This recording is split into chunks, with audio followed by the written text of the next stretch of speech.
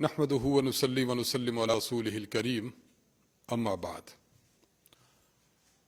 مرکز اہل سنت والجماعت سرگودا پاکستان سے آپ کے سوالات کے جوابات کے لیے حاضر خدمت ہیں۔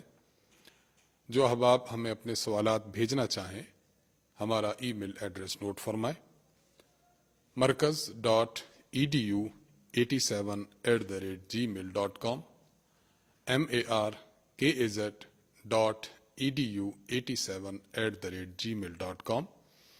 اپنا سوال واضح الفاظ میں لکھ بھیجیے، انشاءاللہ مرکز کی جانب سے اس کا جواب دے دیا جائے گا۔ رمضان المقدس کا عظیم مہینہ چل رہا ہے، رحمت والا عشرہ اپنے سفر کو گامزن ہے۔ خوش نصیب ہیں وہ تمام مسلمان جو رمضان المقدس میں عبادات سر انجام دیتے ہیں، 5 وقتہ فرائض، دن کا روزہ، رات کی تراویح، تلاوت قرآن پاک، آن حضرت صلی اللہ علیہ وسلم کی ذات اقدس اور اطہر پر درود مبارک اور استغفار اور کلمہ طیبہ کا ورد اور مختلف مواقع کی دعائیں، قرب و جوار کے افراد کی امداد، صلہ رحمی، گھر والوں پر خرچ کرنا، اللہ کے حضور قوم و ملت کے لیے دعائیں کرنا، یہ مشغلہ ہونا چاہیے۔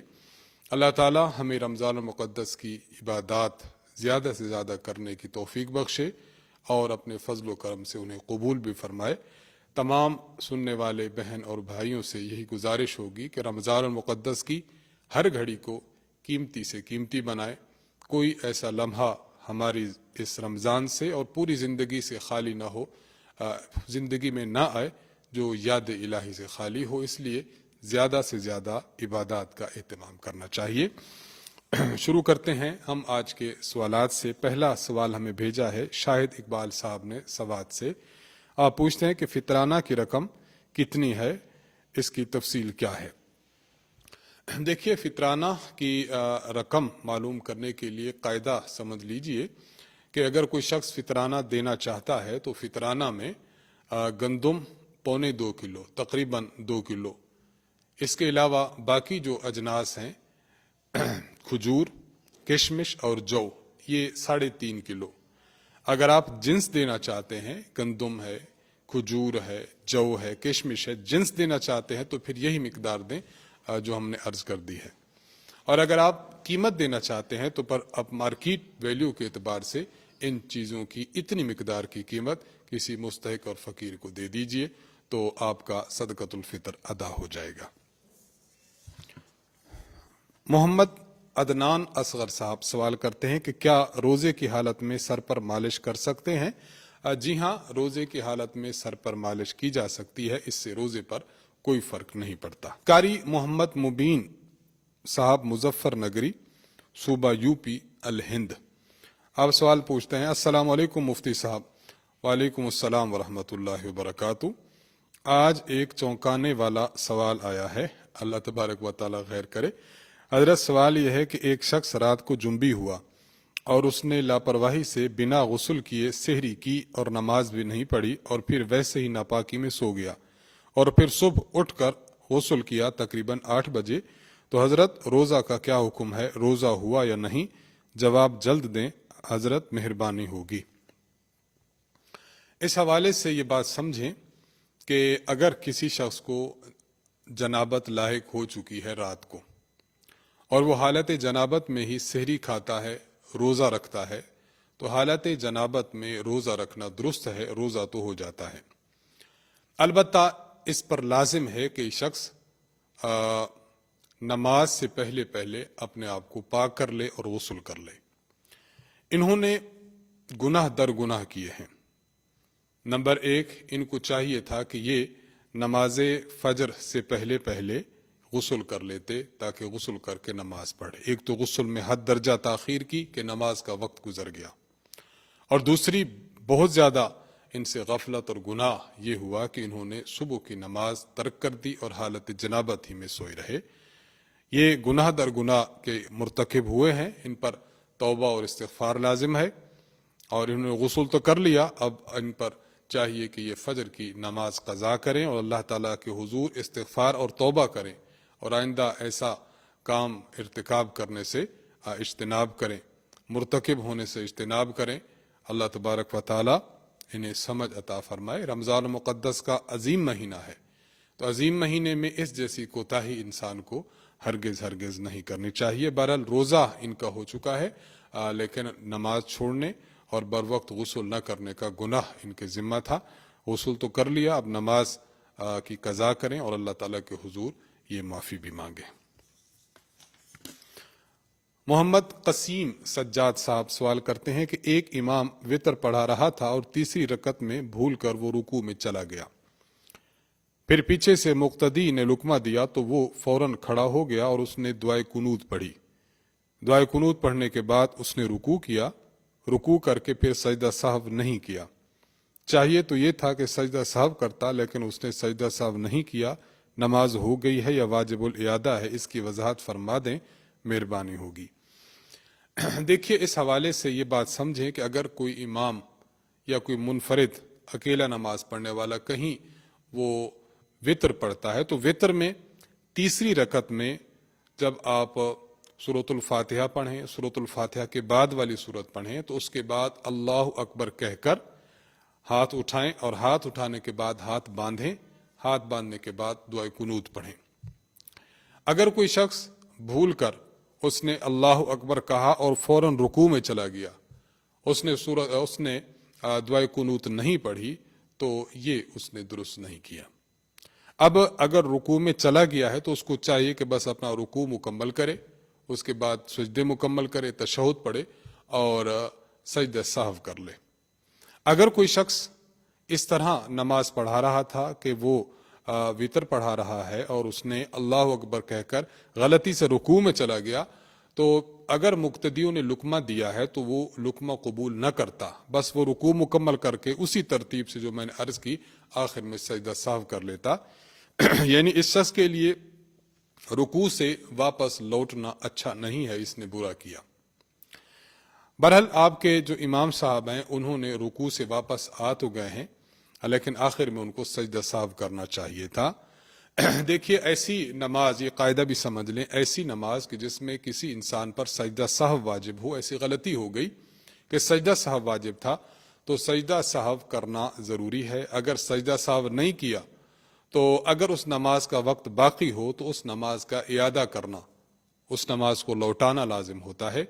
अगर वक्त गुजर जाए तो फिर लौटाना लाजिम नहीं, मुस्तहब रह जाता है। इसलिए नमाज तो बरल हो गई है, चूंकि रात गुजर चुकी है, अब उस नमाज का लौटाना वाजिब नहीं रहा।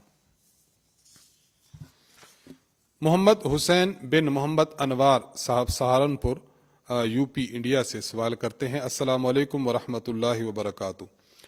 वालेकुम अस्सलाम वरहमतुल्लाहि वबरकातुहू। मेरे 3 सवालात हैं। नंबर 1, रमज़ान के महीने में नमाज के लिए बच्चे मस्जिद में आते हैं और बहुत शरारत करते हैं, तो उनको नमाज में किस तरह खड़ा करना चाहिए? देखिए, इस हवाले से ये बात समझें कि अगर सिर्फ एक लड़का हो, छोटा बच्चा एक ही है, तो उसको बड़ों की सफ में यानी मर्दों की सफ में खड़ा कर दिया जाए।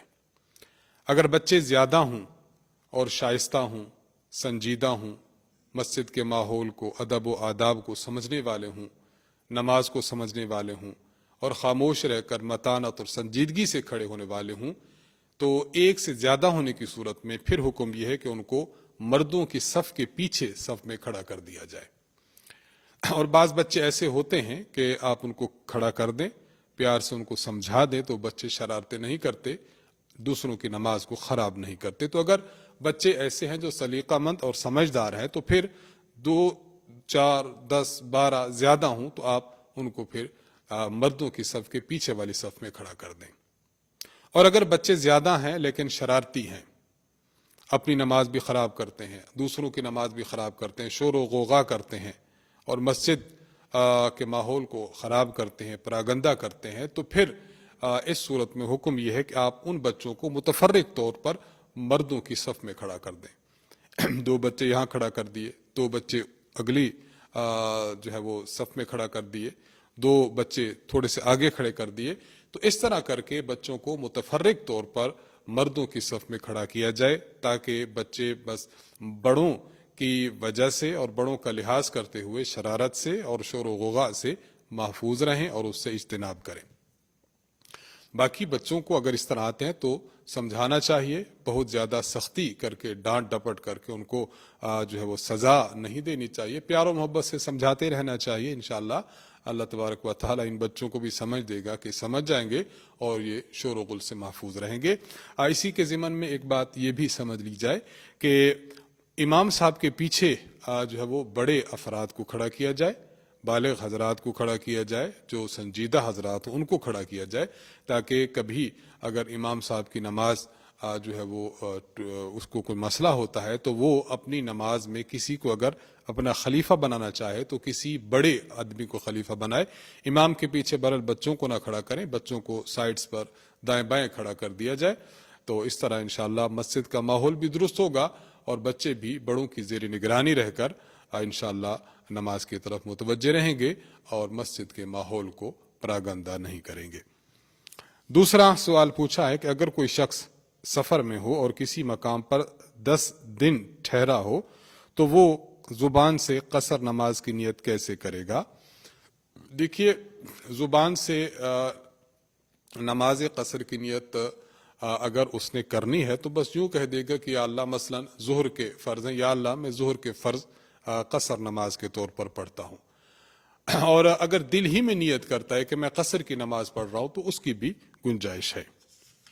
نمبر 3، یہ بھی بتائیں کہ سفر صرف 3 گھنٹے کا ہے اور 112 کلومیٹر کا ہے، کیا ایسے سفر میں روزے کو چھوڑنا جائز ہے یا نہیں؟ برائے کرم سبھی تینوں کے جوابات مرحمت فرما دیں۔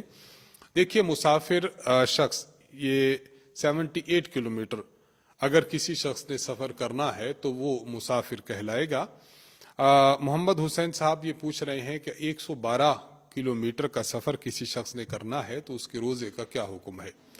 دیکھیے، اس حوالے سے یہ سمجھیں کہ اگر کوئی شخص روزہ رکھتے وقت سحری کے وقت، یعنی سحری کا ٹائم مثلا ختم ہو رہا ہے 4:25 پر، تو 4:25 پر اگر وہ شخص سفر کا ارادہ تو ہے لیکن ابھی اس نے سفر سٹارٹ نہیں کیا، سٹارٹ کرنے کا معنی کہ ابھی اپنے شہر کی باؤنڈری کے اندر ہے، شہر کی باؤنڈری کے اندر تھا اور اس کو سحری کا وقت ختم ہو گیا، تو اب اس شخص کے لیے روزہ چھوڑنا جائز نہیں، اس پر روزہ رکھنا لازم ہے۔ اگر آپ 112 کلومیٹر لمبا سفر کرنا چاہ رہے تھے لیکن سحری آپ نے اپنے گھر میں کی ہے، اس وقت آپ اپنے گھر میں یا اپنے شہر کی حدود اور باؤنڈری کے اندر تھے، تو اب روزہ رکھنا فرض ہے، روزہ چھوڑنا جائز نہیں۔ اور اگر کوئی شخص سفر کر رہا ہے لیکن جب سحری کا وقت آیا تو وہ اپنے شہر کی باؤنڈری سے کراس کر چکا تھا، اس وقت کراس کر لیا تھا، تو اس کے بعد سحری کا وقت ختم ہو رہا تھا، تو اب ایسے شخص کو اجازت ہے کہ اگر یہ روزہ چھوڑنا چاہے تو یہ روزہ چھوڑ سکتا ہے، کیونکہ 112 کلومیٹر یہ شرعی مسافت بنتی ہے۔ اس تفصیل کے مطابق انسان اپنی جو ہے وہ سفر اور اس سفر کی حالت کو دیکھ لے کہ اگر وہ مسافر بن رہا ہے تو پھر اس کو روزہ چھوڑنے کی اجازت ہے، اور اگر سحری کے وقت وہ اپنے گھر ہی میں یا حدود شہر میں موجود ہے تو اب روزہ چھوڑنے کی اجازت نہیں ہوگی۔ آپ کے تینوں سوالات کے جوابات عرض کر دیے گئے۔ یاسر صاحب مقبوضہ کشمیر سے سوال کرتے ہیں، السلام علیکم ورحمۃ اللہ وبرکاتہ۔ وعلیکم السلام ورحمۃ اللہ وبرکاتہ۔ میری عرض یوں ہے کہ میرا ایک بھائی ہے، وہ روزہ رکھتا ہے، جب وہ سحری کر رہا ہوتا ہے تو کہتا ہے کہ دوسرے لوگ روزہ نہیں رکھتے، کیا اس طرح کہنے سے روزہ پر کوئی فرق تو نہیں پڑے گا؟ برائے کرم جواب دے کر شکریہ کا موقع دے۔ دیکھیے، اس طرح کہنے سے روزہ پر تو کوئی فرق نہیں پڑے گا، البتہ یہ بات ذہن میں رکھنی چاہیے کہ یہ کہنا دوسرے لوگ روزہ نہیں رکھتے تو اس کہنے میں کوئی قباحت نہیں ہے۔ ہاں، اگر کوئی شخص دوسروں کو نیچا دکھانے کے لیے یا ایسا شخص کہ جس نے روزہ نہیں رکھا عذر کی وجہ سے اس کو چڑھانے کے لیے اور تنگ کرنے کے لیے ایسا کہا جائے تو یہ کہنا برا ضرور ہے، لیکن اس سے روزہ پر فرق نہیں پڑتا۔ ہاں، باقی اگر کوئی شخص یہ کہتا ہے کہ دوسرے لوگ روزہ نہیں رکھتے، کوڑھن کی وجہ سے، فکر کی وجہ سے، تفکر کی وجہ سے کہتا ہے، تو پھر اس طرح کہنا چاہیے، دوسروں کو ترغیب دینی چاہیے۔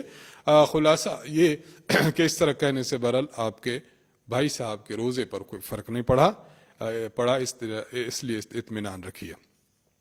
محمد عدنان صاحب انڈیا سے سوال کرتے ہیں کہ تراویح میں قرآن کا کچھ حصہ چھوٹ گیا یا کچھ غلط ہو گیا تو اسے کیسے دہرائیں؟ اگر قرآن کریم کا کوئی حصہ چھوٹ گیا ہے تو پھر اس کو اگلی رکعت میں دہرا لیں. وہاں پر پتہ نہیں چلا کسی اور تراویح میں دہرا لیں. وہاں بھی نہیں پتہ چلا تو ایک دن نہ پتہ چلا دوسرے دن کسی نے بتایا تو دوسرے دن دہرا لیا جائے. تو جو حصہ چھوٹ گیا ہو اس طرح دہرا لیا جائے, اور جو حصہ غلط ہو گیا تو غلط جو حصہ ہو گیا اس کو بھی تصحیح وہیں پر کر لی جائے یا تصحیح دوسرے دن کر لی جائے.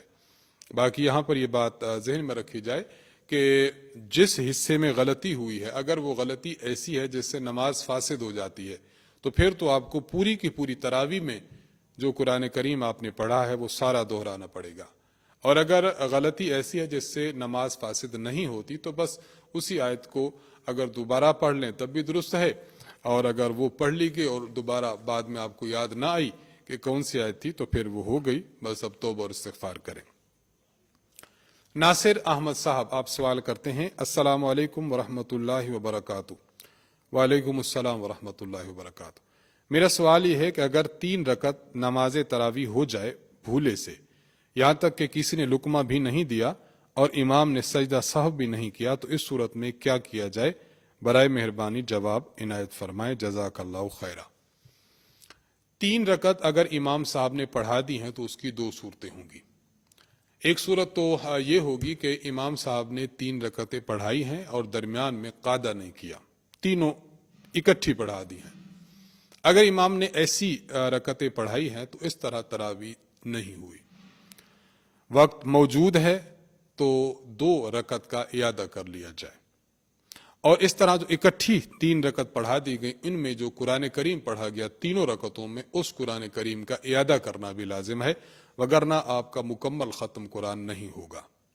ایک صورت تو یہ ہے کہ تینوں اکٹھی پڑھا دی جائے, اور اگر امام نے تینوں اکٹھی نہیں پڑھائی, 2 رکعت پڑھائی تھی پھر قاعدہ کیا پھر غلط سے کھڑا ہو گیا, تیسری رکعت پڑھا دی پھر اس نے سلام پھیر دیا اور سجدہ سہو نہیں کیا جس طرح آپ نے لکھا کہ سجدہ سہو نہیں کیا, اگر یہ صورت ہے تو پہلی 2 رکعتیں جو انہوں نے پڑھی ہیں ان میں جو قرآن کریم پڑھا ہے وہ قرآن کریم تو کاؤنٹ ہو جائے گا, اور تیسری رکعت میں جو قرآن کریم پڑھا ہے اس قرآن کریم کا اعادہ کرنا لازم ہوگا. اگر آپ نے ختم قرآن مکمل کرنا ہے اس کا اعادہ کریں. لیکن اگر وقت موجود ہے تو ان 3 رکعتیں جو پڑھی گئیں یہاں سجدہ سہو کرنا چاہیے تھا لیکن نہیں کیا گیا, تو وقت موجود ہو تو پھر ان 2 رکعتوں کا بھی اعادہ کرنا لازم ہے. یہ میں نے تقریباً 6 شکیں بیان کر دی ہیں, اس کے مطابق آپ سن کر عمل کر لیجئے. محمد طاہر صاحب سرگودا سے سوال کرتے ہیں سنا ہے کہ زکوٰۃ سید کو نہیں دی جا سکتی, اس کی وجہ کیا ہے؟ عام فہم انداز میں بیان فرما دیں. سید کو زکوٰۃ نہیں دی جا سکتی, اس کی وجہ ایک تو یہی ہے جو حضرت صلی اللہ علیہ وسلم ہی نے بیان فرما دی ہے کہ جو ہے وہ میری آل صدقہ یعنی یہ جو زکوٰۃ ہے وہ نہیں کھائے گی. اور علماء کرام نے بھی اس کی وجہ ایک حکمت یہ بیان فرمائی ہے کہ لوگ اعتراض نہ کریں کہ حضور علیہ الصلوۃ والسلام نے زکوٰۃ کا جو نظام دیا وہ اپنی آل اولاد کے لیے دیا, تو پیغمبر علیہ الصلوۃ والسلام نے اس صدقہ یعنی زکوٰۃ کے مال کو اپنی آل اولاد پر حرام قرار دیا تاکہ یہ اعتراض مخالفین کا جڑ سے اکھڑ جائے. تو ایک وجہ یہی ہے جو علماء نے بیان کی ہے, اور بنیادی وجہ وہی ہے کہ بس شریعت مطہرہ نے حکم دیا ہے کہ سادات کو زکوٰۃ نہ دی جائے بلکہ زکوٰۃ کے علاوہ دیگر امداد ان کی جائے جو اس مال سے جو کہ میلا مال نہ ہو, پاکیزہ مال سے. زکوٰۃ کا مال یہ میلا مال کہلاتا ہے, گو کہ پاک تو ہوتا ہے لیکن بہرحال زکوٰۃ کے علاوہ جو اموال ہیں اس سے سید برادری کی امداد کی جائے. ناصر محمود صاحب چکوال سے آپ سوال کرتے ہیں, 2 سوال ہیں آپ کے. امام صاحب نے پہلی رکعت میں 1 آیت چھوڑ دی تو اب اس کی تلافی کیسے ہو؟ کیا پورا رکوع دوبارہ پڑھنا ہوگا یا صرف اسی آیت کی تلاوت کافی ہے؟ صرف اسی آیت کی تلاوت کافی ہے. اگر آپ کو اسی رکعت میں معلوم ہو گیا کہ فلاں آیت رہ چکی ہے یا مقتدیوں میں سے کسی سامع نے بتا دیا کہ یہ آیت رہ چکی ہے تو امام صاحب بس اسی آیت کی تلاوت کر لیں. اگر اس رکعت میں معلوم نہ ہو سکا بلکہ دوسری رکعت میں معلوم ہوا تو دوسری رکعت میں کر لی جائے.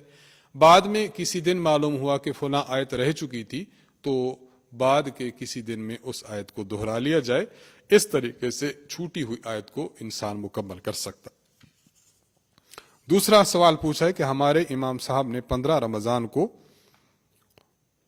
اختتام قرآن کرنا ہے. بعض لوگ سمجھتے ہیں کہ ایک مرتبہ سن لیا تو بعد میں تراویح پڑھنا ضروری نہیں ہوتا. اس کی وضاحت فرما دے. دیکھیے یہ واقعتاً یہ بعض لوگ یہ بہت غلط فعل سر انجام دیتے ہیں. مثلاً وہ 10 دن میں، 15 دن میں، 7 دن میں، 20 دن میں بس انہوں نے کسی امام کے پیچھے ایک مرتبہ قرآن کریم سن لیا تو اس کے بعد وہ تراویح نہیں پڑھتے. ان لوگوں کا کہنا یہ ہوتا ہے کہ بس تراویح میں ایک ختم قرآن کا سننا یہ سنت ہے، اس کے علاوہ نہیں. اس لیے بات اچھی طرح سمجھ لینی چاہیے کہ یہاں دو باتیں الگ الگ ہیں. نمبر 1 تراویح میں قرآن کریم سننا.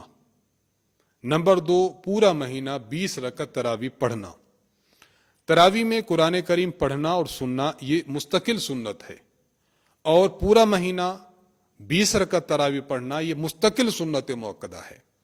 لہٰذا جو شخص ایک مرتبہ قرآن کریم پڑھ لیتا ہے اس نے ایک سنت پر تو عمل کر لیا، لیکن صرف 15 دن پڑھنے کے بعد باقی 15 دن، باقی 10 دن، باقی 5 دن وہ تراویح کو چھوڑ دیتا ہے تو یہ سنت مؤکدہ کا تارک ہوتا ہے، اس کو گناہ ملے گا.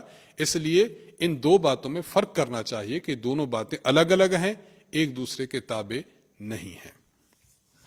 ام احمد صاحبہ کراچی سے آپ سوال کرتی ہیں کہ جب انسان آیت سجدہ پڑھے تو سجدہ کس طرح کرے، اس کا طریقہ بتا دیں، اور کیا چند سجدے اکٹھے بھی کیے جا سکتے ہیں.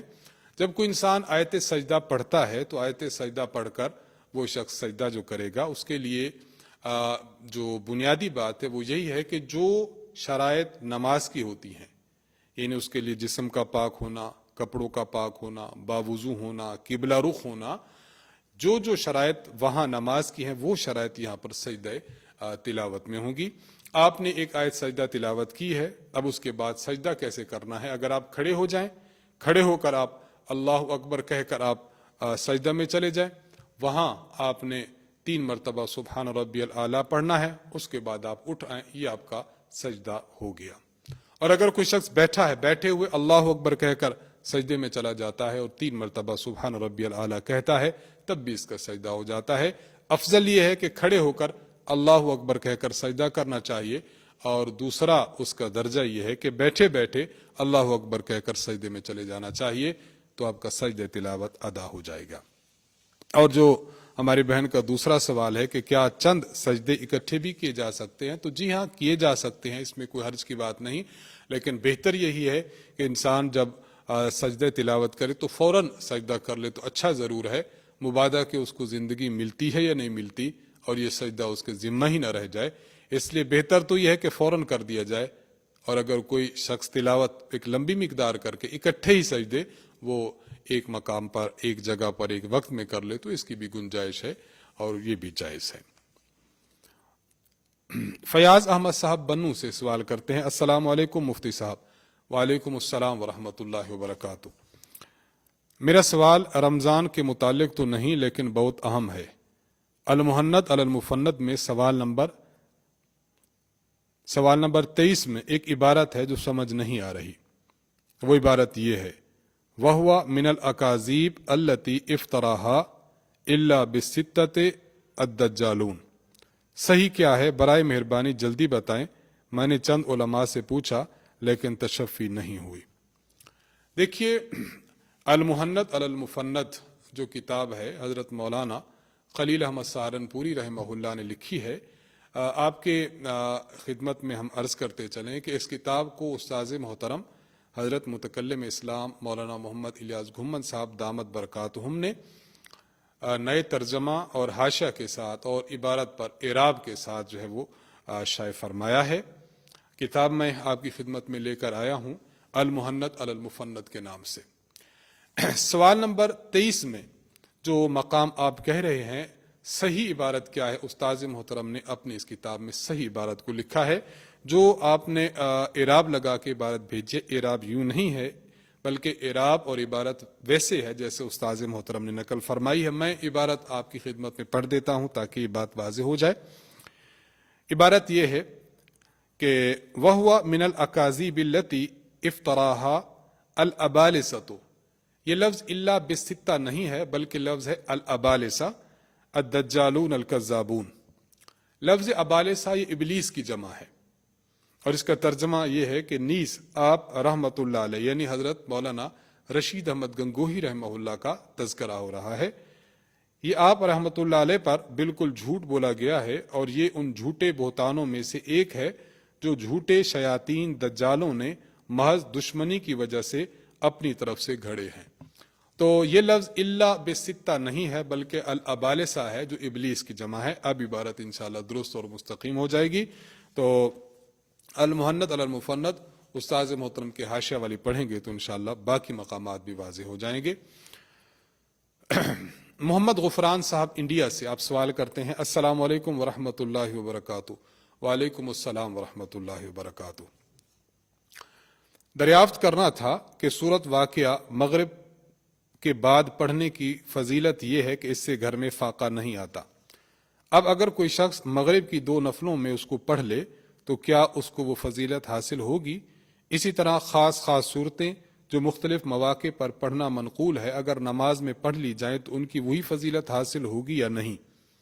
جیسے جمعہ کے دن کسی نے 2 نفل میں سورۃ الکہف پڑھ لی تو اس کو وہی فضیلت ملے گی جو احادیث میں آئی ہے یا نہیں؟ واضح فرما دے. جزاک اللہ خیرہ و احسن الجزا.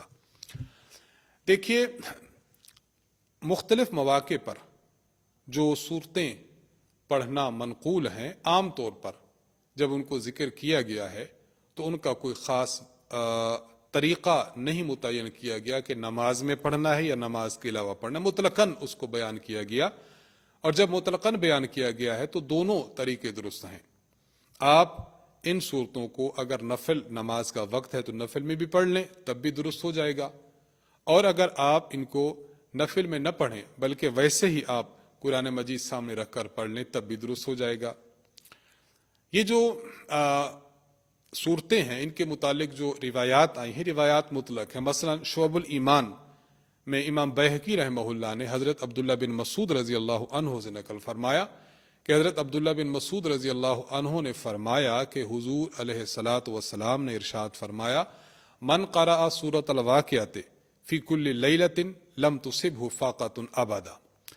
جو بندہ رات کے وقت سورۃ الواقعہ پڑھ لیتا ہے اس کو کبھی فاقہ اور تنگ دستی اور محتاجی نہیں ہوگی.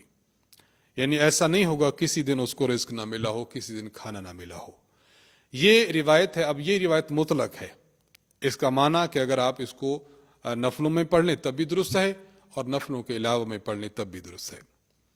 سنن ترمذی میں حضرت جابر رضی اللہ تعالی عنہ سے روایت ہے ان النبی صلی اللہ علیہ وسلم کان لا ینام حتی یقرأ الف لام میم تنزیل و تبارک الذی بیدہ الملک.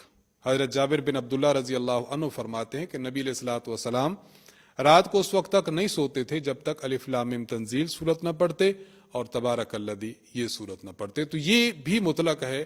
اس کا اطلاق اس بات کا تقاضا کرتا ہے کہ اگر ان کو نفلوں میں پڑھ لیا جائے تب بھی درست ہے اور اگر ان کو ویسے پڑھ لیا جائے تب بھی درست ہے. تو دونوں صورتیں درست ہیں. آپ جس صورت پر عمل کرنا چاہیں انشاءاللہ العزیز اللہ تعالیٰ سے امید ہے کہ اللہ تعالیٰ ان کی مذکورہ فضیلت ضرور عطا فرمائیں گے. آخری سوال پوچھا ہے محمد اویس صاحب نے کوئٹہ سے. مفتی صاحب فدیہ کس کو دے دینا چاہیے؟ اگر ہمارا کوئی رشتہ دار غریب ہو تو اس کو دے سکتے ہیں؟ شکریہ. فدیہ کی رقم رشتہ داروں کو دی جا سکتی ہے بشرطے کہ رشتہ دار وہ نہ ہوں جو اصول اور فروع ہیں. اصول و فروع کا معنی انسان کے والد والدہ دادا دادی نانا نانی اوپر تک اگر زندہ ہوں تو یہ بھی نہ ہوں ان کو نہیں دے سکتے. اسی طرح وہ رشتہ دار جو انسان کے فروع ہیں آل اولاد ہیں جیسے بیٹا بیٹی پوتا پوتی نواسا نواسی اسی طرح نیچے تک اگر موجود ہوں تو ان کو بھی نہیں دی جا سکتی. رشتہ میں خاوند اور بیوی کا رشتہ ہے. خاوند بیوی کو نہیں دے سکتا اور بیوی اپنے خاوند کو نہیں دے سکتی.